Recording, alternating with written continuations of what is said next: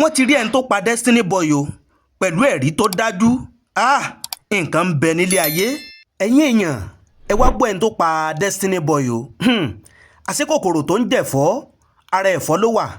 ẹ̀yin èèyàn wa ọ̀rọ̀ ń bẹ nínú fọ́nrán yìí. wọ́n ní kú Destiny Boy kò sẹ̀yìn ìyá tó bí lọ́mọ o látàrí fọ́nrán tó gborí ẹ̀rọ ayélujára kankan tó jẹ́ pé fọ́nrán yìí lágbára débi pé gbogbo abiyamọ ayé ló káwọ́ mọ́rí pé èé ti jẹ́ bó lọ̀rọ̀ yìí ṣe jẹ́ tó fi di pé ọ̀rọ̀ yìí wá le kokoko bí ojú ẹja báyìí. ẹ̀yin èèyàn ẹ wá nǹkan fìdílé ẹ fìdílé nǹkan òun yànnà náà tó bá jẹ́ ìgbà àkọ́kọ́ yín rè tẹ́ bá ìkànnì pàdé lórí ètò Kúnlé Ìjẹ̀ṣà ẹ tẹ subscribe button yín kẹ́ lè mọ jàǹfààní bá a bá ṣe mú fọ́nrán wá sórí ètò Kúnlé Ìjẹ̀ṣà lóòrèkóòrè. ẹ má gbàgbé àdéhùn wa là ń múṣẹ o pé gbogbo nǹkan tó bá ń lọ káàkiri gbogbo àgbáláyé láàmú mú wá sí etí ìgbọ̀nyín tẹ́yìn náà tẹ́ mọ̀ fojú ara yín rí tẹ́sì mọ́ fetí ara yín gbọ́ bó lọ̀rọ̀ náà ṣe jẹ́ kí ló ṣẹlẹ̀ láàrin Destiny Boy àti ìyá ẹ̀ kí ló ṣẹlẹ̀ gangan. ó fi dogun pé wọ́n ń lérí bẹ́ẹ̀ ni wọ́n ń léka láàrin ìyá sọ́mọ.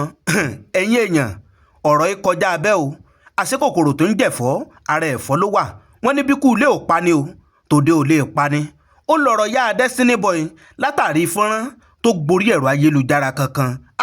ó ṣe o ọmọ ológo sí léyà ó dìgbò ṣe ó di láíláí kó gbá.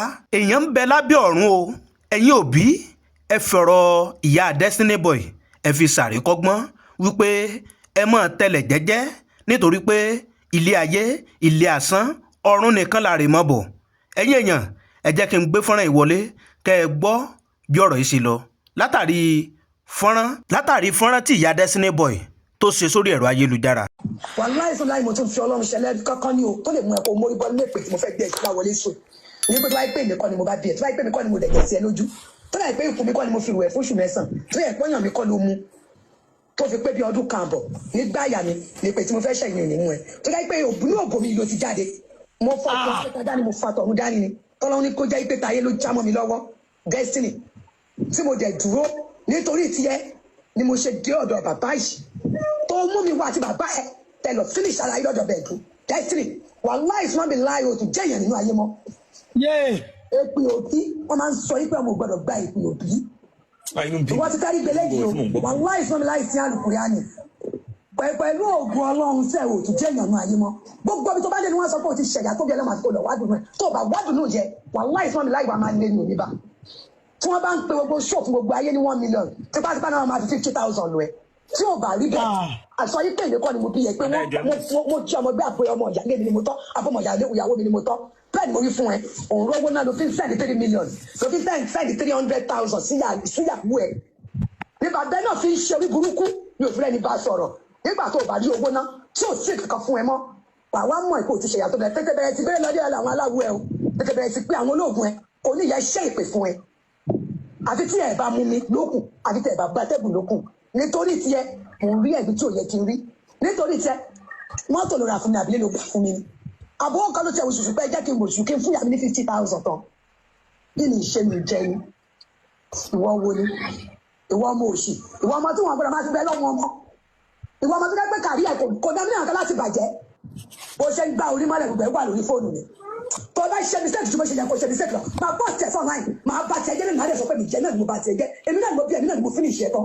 bó ṣe máa ráre kú tó jẹ́ èèyàn náà ayé tó jẹ́ èèyàn tẹ́lẹ̀ ni tó jẹ́ èèyàn lọ́lọ́rí burúkú ẹ̀ ń kọ́lé láti bí ọdún mẹ́wàá ni òrí kọ́ tán èmi àtẹ́lẹ̀ jíjọ kẹsẹ̀ bọ̀ ó dẹ̀ mọ̀ mí ó jẹ́ fi mí ṣeré ni ṣé wa èyí tó tún wà lẹ́ẹ̀kẹ́ náà kò tún ní kò ní rọ́mọ wọ́ ẹ̀tọ́ níbẹ̀ ìwọ́n fẹ́ pọ̀ máa ráre kú ni nítorí tẹ mọ́tò ló ra fún mi àbílẹ̀ ló gbà fún mi àbúrò kan ló ṣe oṣù pé jẹ́ kí n mọ̀ oṣù kí n fún yàrá mi ní 50,000 tán bí mi ṣe mi jẹ ni ìwọ wo ni ìwọ ọmọ òṣì ìwọ ọmọ tí wọn bẹ̀rẹ̀ máa ti bẹ lọ́wọ́ ọmọ ìwọ ọmọ tí wọn bẹ kàrí àkókò náà ní àgbà láti bàjẹ́ bó ṣe ń gba orí mọ́lẹ̀ gbogbo wà lórí fóònù mi tó bá ṣe mistake tí mo ṣe yẹ kó ṣe mistake lọ máa bọ́ tẹ̀ fún ọ̀nà máa bá tiẹ̀ jẹ́ nínú àdé sọ pé mi jẹ́ náà mo bá tiẹ̀ jẹ́ èmi náà mo bí èmi náà mo finish ẹ̀ tán ó lè bá mi ṣe nonsense o ṣó ti yẹ bá mi ṣe nonsense ṣé délẹ̀ gbogbo bó ṣe ń gba orí mọ́lẹ̀ tó kó ohun mu ẹ̀ tó gba orí mọ́lẹ̀ tí mo fi ń bí yẹ kiri gbogbo ẹ̀ wà lórí fóònù mi máa send ẹ̀ máa lé mi jẹ́ ni mo ṣe máa gbogbo kárí ẹ̀ tó rò kó lókè máa bá àjẹfọ́ ẹ̀ tí ò ní kankan. ok ayé ó dẹ̀ ti wá báyìí báyìí ó ti kú ìyá Destiny ó ti kú báyìí kí lẹ fẹ́ ṣe báyìí tí bá gbọ́ pé ọ̀nà ẹ̀sùn àbọ̀lọ́ kíyín tí bá gbọ́ pé ọ̀nà ẹ̀sùn àbọ̀lọ́ kíyín èpè ní bàbá gbé iṣẹ́ èpè ní bàbá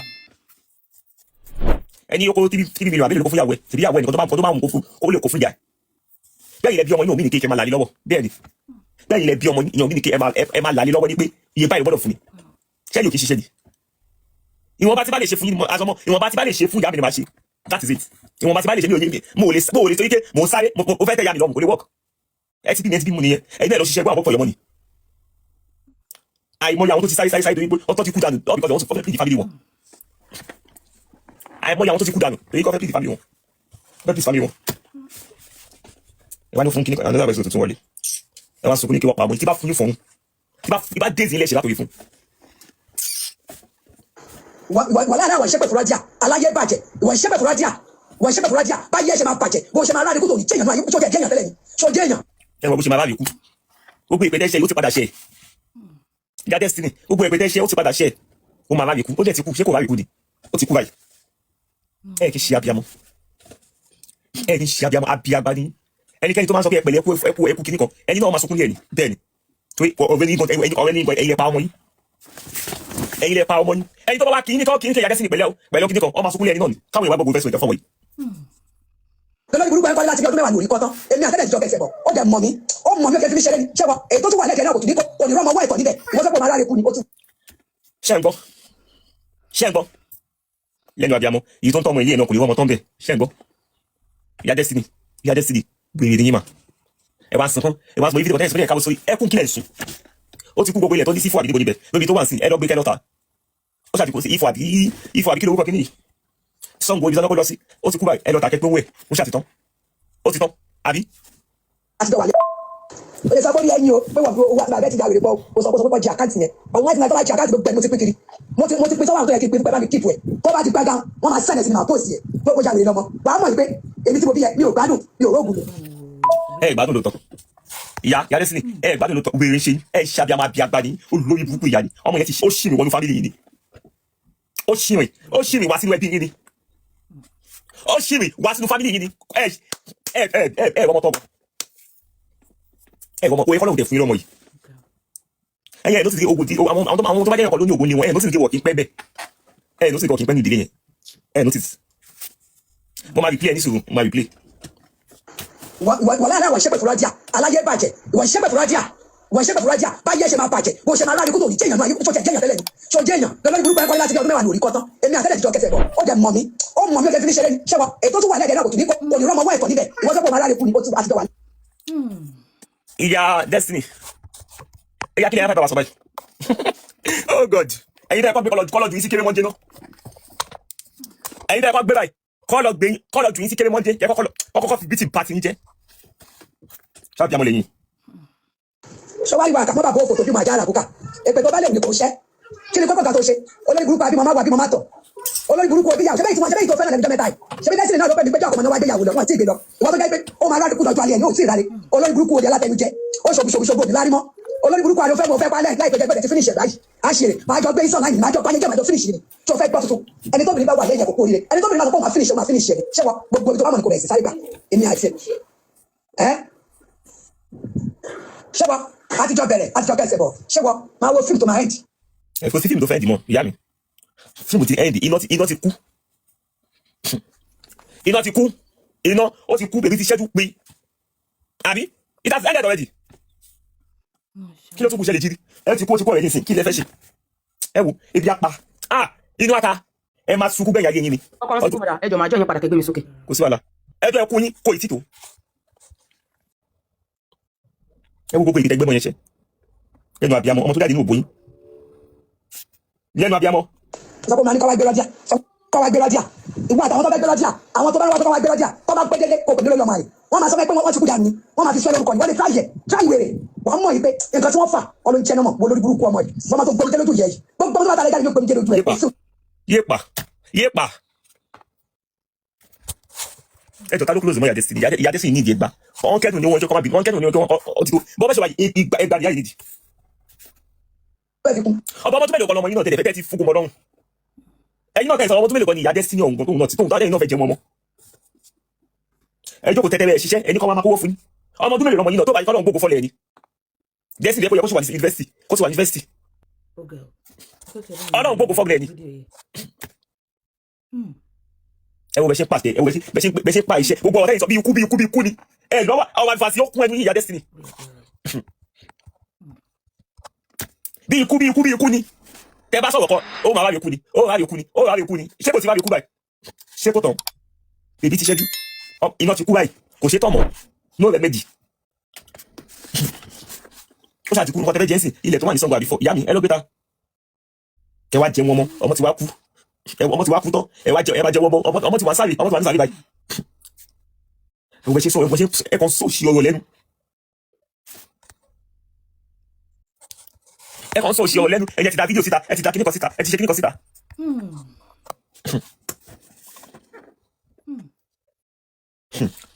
ẹ jà replay. Destiny tó bá jẹ́ wípé gbogbo àwọn olórin tó ti kọ́kọ́ jẹ́rò ṣàwájú bí àwọn Pàṣọ bí àwọn Òṣùpá bí àwọn olórin ńláńlá bí àwọn Àlà bí àwọn olórin tó kù tó bá jẹ́ pé bí wọ́n ṣe fọ̀bẹ́ sí ìyá wọn lọ́rùn tó fẹ́ pa ìyá wọn nìkan lókùn ló lè mú jẹ lórí èpẹ̀ lọ́bọ̀ wọn bá fẹ́ pé wọn bá fi ọ̀bẹ sí ìyá wọn lọ́rùn wàláhì fún mi láàyè wàláhì fún mi láàyè mo tún fi Ọlọ́run ṣẹlẹ̀ kankan ní o tó lè mú ọmọ ìbọn lépè tí mo fẹ́ gbé ìṣúná wọlé sùn ní pé tó bá pé nìkan ni mo bá bí ẹ tó bá pé nìkan ni mo dẹ̀gẹ̀ sí ẹ lójú tó bá pé ìfún mi kọ́ ni mo fi wẹ̀ fún oṣù mẹ́sàn tó yẹ pọ́nyàn mi kọ́ ló mu tó fi pé bí ọdún kan bọ̀ nígbà yà ni lépè tí mo fẹ́ ṣẹ̀yìn nínú ẹ tó yẹ pé òbí náà òbí ló ti jáde mo fa tọ̀hún dání tọ́lọ́ ní kó jẹ́ pé táyé ló já mọ́ mi lọ́wọ́ Destiny tí mo dẹ̀ dúró nítorí tiẹ̀ ni mo ṣe dé ọ̀dọ̀ bàbá yìí tó mú mi wá àti bàbá ẹ tẹlọ finish àlàyé ọ̀dọ̀ bẹ̀ẹ̀dù Destiny wàláhì fún mi láàyè òtún jẹ́ èèyàn nínú ayé mọ́. èpè òbí wọ́n máa ń sọ ibẹ̀ mo gbọ́dọ̀ gba èpè òbí ìwọ́n ti kárí gbẹlẹ́ yìí o wàláhì fún mi láì sí àlùkò yá ni pẹ̀lú ògùn Ọlọ́run sẹ́ òtún jẹ́ èèyàn nínú ayé mọ́ gbogbo tó bá dé ní wọ́n sọ pé o ti ṣẹ̀dá tó jẹ́ lọ́mọ àti olùwádùn rẹ̀ tó bá gbọ́dún náà jẹ wàláhì fún mi láì bá máa ń lé nù níbà tí wọ́n bá ń pe gbogbo ṣọ́ọ̀fù gbogbo ayé ní 1 million tí bá gbáná máa fi 50,000 rẹ̀ tí ò bá rí bẹ́ẹ̀ aṣọ ayé kéde kọ́ ni mo fi yẹ pé mo jẹ́ ọmọ bí àpòyọ ọmọ ìyá ni mo tọ́ àfọmọ ìyá ìyàwó ni mo tọ́ bẹ́ẹ̀ ni mo rí fún ẹ òun rọ́gbọ́n náà ló fi ń sẹ́ẹ̀dì 3 million ló fi ń sẹ́ẹ̀dì 300,000 sí ìyàwó ẹ̀ nígbà bẹ́ẹ̀ náà fi ń ṣe orí burúkú ní òfin ẹni bá sọ̀rọ̀ nígbà tó bá rí owó náà tí ò sí kankan fún ẹ mọ́ wàá mọ̀ ìkó ti ṣe yàtọ̀ tẹ́tẹ́rẹ́ ti bẹ́ẹ̀ lọ́dí àwọn aláwọ̀ ẹ̀ tẹ́tẹ́rẹ́ ti pé àwọn olóògùn ẹ̀ kò ní yẹ iṣẹ́ ìpè fún ẹ àfi tí ẹ bá mú mi lókun àfi tí ẹ bá bá tẹ́kùn lókun nítorí tiẹ̀ mò ń rí ẹ̀mí tí ò yẹ kí n rí nítorí tiẹ̀ mọ́tò lọ́ra fún mi àbílẹ̀ ló gbà fún mi àbọ̀ kan ló ṣe oṣù pẹ́ jẹ́ kí n mọ̀ ṣùkí fún yàrá ní 50,000 tán kí ni ìṣe mi jẹ́ ìwọ wo ni ìwọ ọmọ òṣì ìwọ ọmọ tí wọn bẹ̀rẹ̀ máa ti bẹ lọ́wọ́ ọmọ ìwọ ọmọ tí wọn bẹ tàbí àìkò gómìnà kan láti bàjẹ́ bó ṣe ń gba orí mọ́lẹ̀ gbẹ̀wà lórí fóònù mi tó bá ṣe ṣe ṣe ṣe kó ṣe ṣe lọ máa pọ̀ tẹ̀ fọ́nà máa bá tiẹ̀ jẹ́ nígbà tó jẹ́ náà mo bá tiẹ̀ jẹ́ èmi náà mo bí ẹ̀mí náà mo finish ẹ̀ tán. fídíò tí àyẹ̀fẹ́ post ibi tí ṣíṣọ̀ tí mo tọ́ sí ń gbaláyà òun ni àyẹ̀fẹ́ interesting ẹ̀ bí báyìí mo ní fídíò yẹn lọ́wọ́ mi fídíò yẹn wà lọ́wọ́ mi báyìí ibi tí ṣíṣọ̀ tí mo tọ́ sí ń gbaláyà òun lọ́mọ yẹn ní kò fẹ́ kẹ́ni bọ̀dì mọ́ nǹkan tó ń ṣe òun nìyẹn fídíò yẹn àyẹ̀fẹ́ interesting ọmọ yẹn àwọn máa post ẹ̀ sí social media káwọn fi bá tiẹ̀ jẹ́ so the video she's talking about ibi tí ṣíṣọ̀ tí mo tó ti ń stick tó ti ń gbaláyà òun ni àyẹ̀fẹ́ interesting ẹ̀ fídíò ṣe wa. Good morning, big boy. How are you? Fine, sir. Ẹ wá sọ pé kinní kan. Oh God. Ó lè bá mi ṣe nọ́sẹ̀nsì o, ṣó ti yẹ, bá mi ṣe nọ́sẹ̀nsì. Ṣé délẹ̀ gbogbo bó ṣe gba orí mọ́lẹ̀ tó kó òru mú ẹ tó gba orí mọ́lẹ̀ tí mo fi ń gbé ẹ kiri gbogbo ẹ wà lórí fóònù mi. Màá sẹ́ẹ̀dì ẹ̀ màá lè mi jẹ ni mo ṣe. Màá kókó tàbí àtọ̀rọ̀ kólókè màá bàjẹ́ fún ẹ tí ò ní kankan.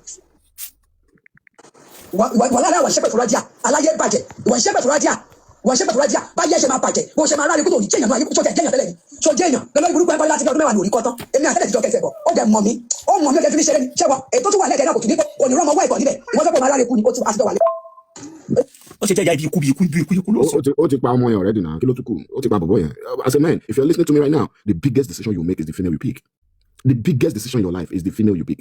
Look at his mom. Just listen to his own mom. If they say weapon fashion against you, nobody is the other weapon. That's the family. You are a paycheck. Only African parents. You are a paycheck. You don't know about your parents and basic. What kind of African parents now? Eh? What kind of African parents? There is like, I think, elder sister or junior sister to him. And because when everything come outside now, the mother and the father is trying to change the narrative of the story. Because when it makes sense, because this man is kind of protecting the family. This guy has changed already. No, we all are educated. I agree that he stays in this man's house. And that was all because he's not loved at home. That was like Basile, nobody. Even his wife. I think it's the high time to call the wife. Even the wife. The wife has a lot to say on this matter. Because the wife has always been living together with them, even in that Afayomi's house, for like months. She can literally testify to all this. Tell you, educated. Feel remorseful. What's daddy online? So you get me? Because they all are coming outside saying that, because if automatically automatically. Excuse you. Any fucking ritual. Because baby, demand about it in his fucking house. That's the only lady. You don't know. Only lady high and tele. Bonipa responsibility to take Okuro linging. I get was one that buy the house. Was one that No. Probably and audio stuff. Sure you get. You know. I didn't pay my fresh shit. What's your based on social media now? But social media. This man is not a ritualist. And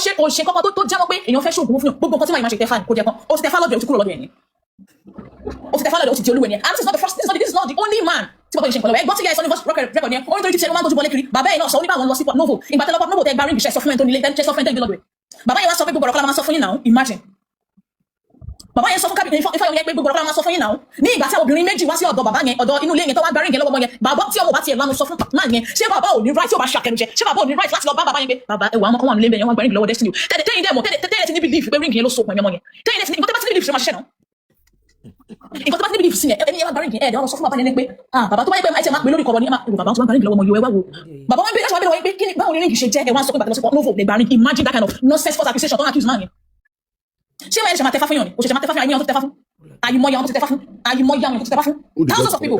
The girls collected Opue. They traveled from Port Novo. They enjoyed Opue too. It was great. Exactly ta ló mọ̀ bóyá Opue tọmọ yẹn enjoy bóyá wọ́n ti fi kọ́ sí ọmọ gẹ̀yìn lára. ó tẹ̀ láyà ó láyà tó fi ó láyà tó Port Novo is a very hot place to do anything all this kind of stuff. And on Twitter too, I read one thing that one boy said, all of a sudden baba kan ní Ìjẹ̀bú baba yẹn jẹ́ Ikuda Isha. Ọmọ mi délé nìyẹn orí ẹ wà ń bẹ. So you get all of a sudden baba kan baba yẹn jẹ́ Ikuda Isha. Baba yẹn jẹ́ Ikuda Isha pé kí ni wọ́n jẹ́ lọ sọ́dọ̀ baba yẹn. Ṣé bàbá yẹn sọ fún Ifáyọ̀mí tó ń gbé lọ́dọ̀ ọ̀dọ̀ ọbẹ̀ ẹ̀dùn tó ń gbé lọ́dọ̀ sọ fún pé àwọn olóṣèlú Ìjẹ̀bú Òde. consultation fee ó ń gbọ́. Ṣé ń gbọ́ mi? And this talk is like 5 years ago. We're gonna talk. I got you. You get that kind of a thing. So everything is not coming out now. People are asking different kind of narrative. In Kosi Oshoju yẹn sọ. Is it because this man doesn't have the I don't know how to put it. This is to come on 90 talk. It's not fair. This man then sọ̀rọ̀ nípa ẹ̀ lórí TikTok. He's not around Osun State ló wà Ilé-Ifẹ̀ ló wà. Nígbà tó wà ní Ilé-Ifẹ̀, they told this man that ọmọ yìí ó ti mú igun ṣìnà àpòndídé kan tán o. The baba was there. Why the baba no collect this igun ṣìnà from this man? From Ibiki wey he call another person like means. I don't understand. Man yín ṣe láti gbá wọn yẹn àná náà tó bá yẹ pé iná ní kẹrin tí tó ní destiny òkú báyìí pé ọmọ yóò ti máa bọ̀ sílé o kò ní máa ronú o kò ní máa ṣe náà màmá ní títí kò ní máa gbé lọ́dọ̀ rẹ kiri òkè jẹ́ kí ní kó wà náà ilé kan ò ní Fáyọ̀ kò ní ọbẹ̀ dúró láti kẹ́kẹ́ yàn máa gbé bẹ̀. Kẹsàn án pé Fáyọ̀ ọbẹ̀ dúró ẹja fún abẹ́lọ́dọ̀ yín for like 1 week after 1 week sílé ẹ̀ máa lọ ó máa ní kẹ́ dúró síbẹ̀ because kò hide anything kò hide èèyàn sínú ilé kò hide èèyàn sínú ilé kò hide organ èèyàn sínú ilé nǹkan tó ń ṣe ó mọ ó dẹ̀ plain. Nígbà tó ní kí ọmọ ìwá sílé ókè ó sọ pé bàbá yẹn sọ pé ọ̀dọ̀ ọbẹ̀ dúró wà ṣé bàbá yẹn náà ò sí bẹ́ẹ̀ ìyàwó bàbá yẹn náà wà ń bẹ ìyàwó sẹ́kọ̀ọ́ bàbá yẹn tó bímọ fún wọn ṣìkèrè ó wà ń bẹ bàbá yẹn náà wà ọjọ́ ń gbé ní ọjọ́ ń gbé bẹ́ẹ̀ wọ́n jọ ń jẹ wọ́n jọ ń mu níbẹ̀. Chris bàbá yẹn ṣe wá ń tì náà sí pé kí ló ṣe fọ́ bẹ́ẹ̀ azar you know dey there. Nígbà tí ó ṣe fídíò kan ọbẹ̀ dúró yẹn bẹ̀rẹ̀ wọ́n pé nígbà tẹ lọ sí Port Novo tẹ gba ríǹgì iṣẹ́ sọ fún mi ó ní yẹn gbọ́n kọ́lá máa sọ fún yín náà pápẹ́sì gbọ́n kọ́lá máa sọ fún yín náà ìmọ̀ azar no azar ẹ̀ tí lè sọ ti bọ́ǹdà ẹ̀dẹ̀ wà nínú compound kan náà ok nǹkan ṣẹlẹ̀ sí ṣé ọrùn ẹ̀kọ́ ló wà orúkọ ẹ̀kọ́ ló pariwo kiri náà tí yàrá ti ṣe kọ́ máa ro ibi tí ẹni tá à ń sọ yìí ó ní oore ló fẹ́ náà ẹ̀kọ́ ìdìbò mọ́yàn lọ́wọ́ dáhùn. I was very confused when I saw the video. Are you saying Obaido accommodates Destiny Boys, his father and his stepmother and his wife and his child in one house? Exactly, in one apartment, not one house. In an apartment, room and parlor self-contained. They were there. Yes. So Destiny and his wife is staying in that same apartment? I think that, like 2 months ago, Destiny and his wife was there. And I think one time I got Destiny and his wife fought all because of the mother. And the mother was saying that, Mama, she could be buying the wife said, we need the wife. I'm serious. I need the wife to come. Like, we need to interview the wife. If I call her, you are the one that knows them. I usually don't have a number. Are you very, very close to them? Like you're close to Destiny? I'm very close to them. I am very close to them and I know everything. That's why I said I have evidence. That's why I said This information you have is not just based on what you're saying. You have evidences. Oh my God. There are evidences. That's very good. Now, what I think you should do is stop talking. Okay. We're talking about death, and we're talking about a human. Yes, it's painful. Yes, you are taking sides too, which I want you to be careful. You're taking sides. Okay. You were not there. Were you? Sir, I am literally not taking sides. I'm literally talking about the facts. The facts, because when people are online, people are saying different kind of narrative, which is not meant to be. Did you see because this man can literally not come online to talk doesn't mean that you. They're on site when they said it's that killed the boy. That's fine. But they're on site. They were literally biased. They are biased. Now, did you see the ring? Like the claims you're making, the girls that showed up. Did you see any of them? The father said that. I was indoor. I was around that day. It was different apartments. Yes, I would say somebody's dead here. Let's be careful. You know? I can understand your own narrative. I can understand you. Like somebody should be careful while speaking online, or because the disease is already dead already. So you get. I understand that. I need to calm down. I need to. But then, let it be long. Think about tefa. You need to get tefa. Oh, I mean, I want to tefa. I mean, I want to shefa. Don't work. Don't share everything. Do you understand? But then, where?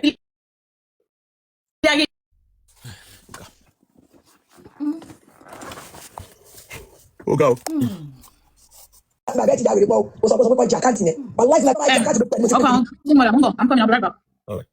Only Godfather, only Babalawo yẹn. So you continue. mo ti pe sọ́wọ́n àwọn tó yẹ kí n gbé fún bàbá mi kíìpù ẹ̀ tó bá ti gbága wọ́n máa sáyẹ̀nsì mi máa pòsì ẹ̀ tó bó jáde lọ́mọ wàá mọ̀ pé èmi tí mo bí yẹ mi ò gbádùn mi ò rógùn lò.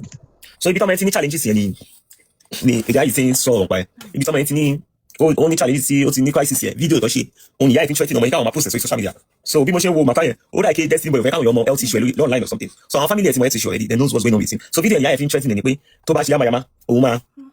Easy blackmail, brother. Easy blackmail. Kí ìyá ẹ̀ máa try láti blackmail ẹ̀. Yes, now. Ẹ wá sọ pé kíní kan tẹ máa tẹ̀sán ọmọ yẹn ẹ wá sọ pé ọmọ kú tọ́mọ ṣe gbogbo èdè tẹ́lẹ̀ iṣẹ́ fọmọ yẹn ṣé kò ṣẹlẹ̀ lórí ni. Okay, what's Nicky Mark version TMO? Okay. Yo, What's Nicky Mark version TMO? everyday TikTok. This guy, I'll talk to you later, man. Make I go sleep.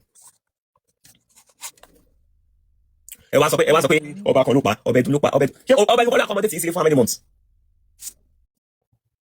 Gbàtọ́ ọmọ yín tó rìn kiri tó ń fò from one babaláwo place to another place.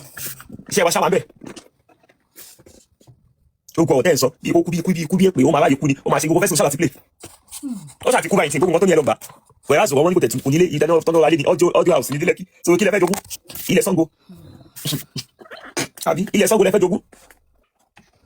Èpè òun lẹ gbọ́ mọ iṣẹ́.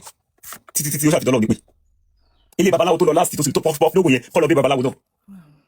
Kí ló ṣe sínú kọ̀ọ̀kan ṣọ́ọ̀bù tọmọ yẹn jẹ ó lè ti bá nǹkan mi pàdé láàrin náà ó gbòdì láàrin bó pọ̀ nǹkan bíi gíní ó pọ̀ jáde nínú mọ́tò ṣẹ́mọ̀ kan tó ti ṣẹ́mọ̀ kan tó sì máa sì jẹ ni. Bàbá Destiny bọ̀dẹ́ wọn sọ pé ọba kìnnìkan ló pọ̀ ọmọ ta ló pọ̀ ẹ̀yin fáyẹ tó yẹ gbogbo yín wọ̀ nìkan ní health issue tẹ́lẹ̀ ó ní health issue tẹ́lẹ̀ ó ní seizure nǹkan ṣe tẹ́lẹ̀ ẹ̀yin mọ̀ kí nǹkan ṣe ó máa mú ṣe odidi steamer ó máa mú tán kẹ́rì ẹ̀ pariwo síta ìdí kọ́mọ Nàìjíríà gbáyò nǹkan báyìí ló ṣọmọ yín o ó tún ṣe kíní kan kẹwàá òbí àwọn àgbà lókè àwọn tó jẹ́ bí àwọn tó jẹ́ lókè àwọn Alhaji Pasuma bí àwọn onídàásí bí àwọn tó wà lókè tó jẹ́ celebrity ńlá bí àwọn ìpọ́ nípe ọmọ yìí ṣe nǹkan báyìí mọ́ ẹ̀rọ àwọn máa lọ sọ́sì ọmọ akéèké ọ̀bẹ pariwo síta báyìí pariwo wà kún sẹ́wáì kọ́mọ Nàìjíríà kó gbáyìí ọbẹ̀ dùn lọ́pọ̀ mọ́ yín ọbẹ̀ dùn kan ló ṣe kíní kan ẹ máa sọ pé àwọn yín máa dojú bọlé tí yóò bá ti lọ sí bọ́ọ̀dì sọ̀rọ̀ ìgbékúgbé lọ́mọ padà gbélé lọ́wọ́ ó ti kún sẹ́dá kí la tún fẹ́ ṣe ó ti kún sí kí lẹ fẹ́ ṣe báyìí ìwọ nìkan ló babaláwo mẹ́ta olùkọ́ pọ̀jọ́kù olùkọ́ jẹ̀bù olùkọ́ ní kí ló dé ó ṣe fèsì lórí ẹ̀yọ̀kọ́.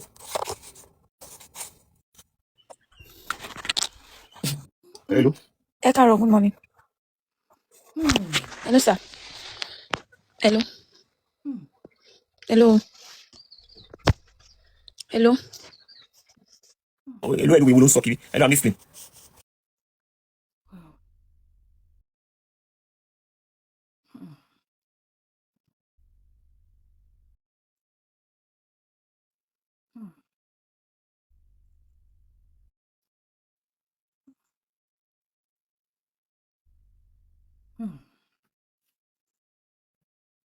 Nípa ìwé ìwé wo. Ọmọ yìí wà ń bẹ ẹ máa tún kẹ́mọ̀ kọ́mọ yìí tó dúbọ̀ lékiri. Ìyáde sì wá sunkún ẹ wá pa ìwé wá sunkún sí kílẹ̀ ẹkún kílẹ̀ sùn. Máa bẹ́ẹ̀ balẹ̀ máa bá yẹ jẹ́ ó máa ṣe kíní kan ó máa ṣe bákan where is it now? Ẹ mọ̀ bí abá wà nínú àtàbí amọ̀ kò yẹ kẹ́ máa sọ ọwọ́ àlùfàǹsì kò yẹ kẹ́ máa sọ sọmọ. Kò yẹ kẹ́ máa sọ kọ́ báyìí fọmọ. Tọ́mọ̀ bá fún lówó lé nìyẹn ní wọ́n fún lọ́la. Àbí náà. Ẹ wá mú èpè ká ẹ wá mú èpè ẹ̀ ń ṣe mọ́ ibi ikú gbogbo ọ̀tá ẹ̀ sọ ikú ẹ lọ́wọ́ àlùfà ọwọ́ gidi kò sọ́wọ́ gidi lẹ́nu bí kọ́mọ ẹ máa bí kókú ni. Bẹ́ẹ̀ni.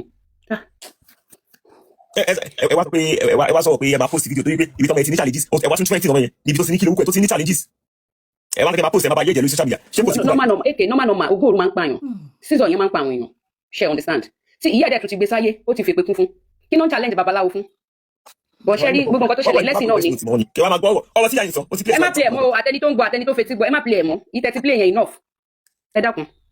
ẹ wí pé ẹ̀kọ́ twenty lọ́wọ́ lẹ́nu abiyamọ. ẹ dẹ̀ lẹ́yìn lẹ́bi ṣáà ilẹ̀ bí fẹ́sì níbọ̀ ìṣá ẹ wá sọ pé tó bá jẹ́ pé mo jáde nínú ògbẹ́ nìkan máa bẹ́ẹ̀ dilẹ̀ wà á má lè kú lẹ́nu àgbàlagbà wà á má lè kú lẹ́nu abiyamọ nǹkan kíkọ tọmọ yóò wá ṣe fún yín èpè tẹ́ ń ṣe yìí ti pọ̀ jù fún. Ẹ ó ṣàdẹ̀ ti kú báyìí kó pọ́n ẹran ẹ̀jẹ̀. Èpè tẹ́ ń ṣe yìí ó ti pọ̀ jù ó ṣàtìkú ó já òṣèkọ́mọ yín náà ní pé ó ní fọ́pátì gidi àtúwáṣẹ́ ìgbọ̀ndé ọmọ yìí bọ̀ tún nílẹ̀ kó wá lè sí Lẹ́kì òṣèkọ́kọ́ ọjọ́ àwọn. AK ọmọ 22 years kí ni ìyá ẹ fẹ́ jogún ẹ̀ ọmọ 22 years ọmọ àná kí ni wọ́n fẹ́ jẹ́nu ogún ẹ̀ ẹ́ kí àtẹ́lẹ́sìn fáwọn parents some parents. Wọ́n á ní ọjọ́ àti ẹjọ́ jẹ́ kí n sọ̀rọ̀ kẹ́ tó sọ̀rọ̀ ẹjọ́ ẹ má ìdáwọ́ sí mi ẹjọ́ kí lẹ fẹ́ bàbá yìí sí ṣé ilé ẹ̀yin náà lẹ́sọ̀rọ̀ ó ń kọ́lé fọ́dún márùn-ún kò rí kọ́ òṣèlú wà ní voice record tí mo play tán yìí ilé tí o kọ́ tán yẹn sí ẹ lọ parí ẹ̀kẹ́ kó wọ̀bẹ̀ ilé tí olùkọ́ mọ́ sọ́kọ́ ọlọ́ọ̀kọ́ gbogbo fọ́ọ̀lì ọmọ yìí ni ọmọ tún mélòó kan lẹ́yìn ìyáde sínú ọ̀tẹ́ fẹ́ máa jẹ wọn mọ́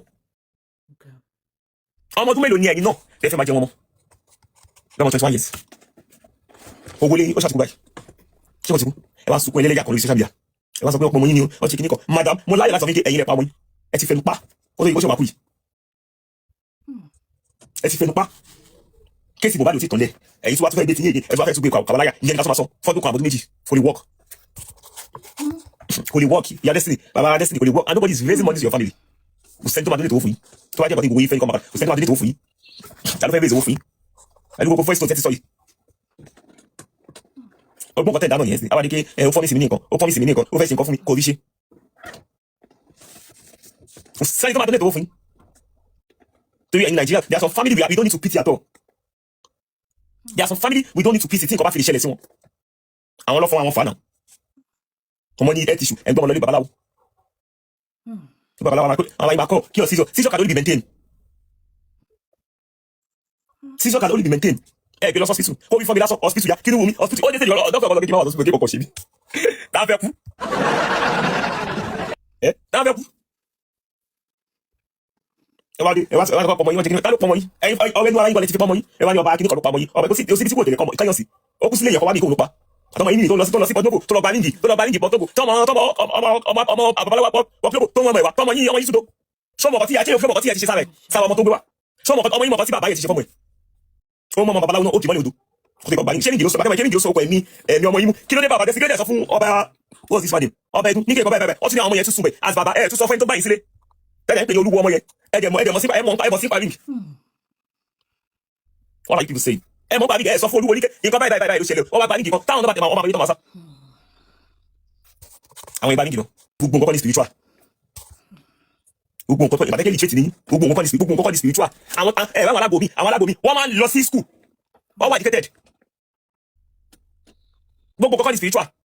ẹ̀yin èèyàn káàkiri gbogbo àgbáláyé níbi tẹ́ ẹ ti láǹfààní àtòrí ọ̀fẹ́ lórí ètò Kúnlé Ìjẹ̀ṣà bóòlù ẹ̀yin náà ṣe rí fọ́nrán yìí sí lórí ọ̀rọ̀ Destiny Boy àti ìyá ẹ̀ rí pé lè gbẹnu tán orí wa ò ní gbàbọ̀dé o tọ́ ntẹ́yìn náà bá wà nílé rò ń gbà sí fọ́nrán tẹ́ ẹ gbọ́ tán yìí ẹ sọ sí àpò kọ́mẹ́ǹtì wa ibi tá a fi àdàgbà ètò yìí sọlẹ̀ sírè bó bá tó ṣe ń lọ àmọ́ mú wá lọ́lọ́kan òjọ̀kan sórí ètò Kúnlé Ìjẹ̀ṣà tẹ́sí mọ́ gbọ́ wa yé àdúrà wa sí gbogbo ẹ̀yin olólùfẹ́ Kúnlé Ìjẹ̀ṣà ni pé orí wa ò mọ̀ ní gbàbọ̀dé àní sílẹ̀ tẹ̀ àní tẹ́nítìkà ire báyìí lójú owó rí ire lójú ọ̀la rí ire lójú gbogbo wa ò mọ̀ rí o ìpàdé wa bí oyin ó dàbọ̀.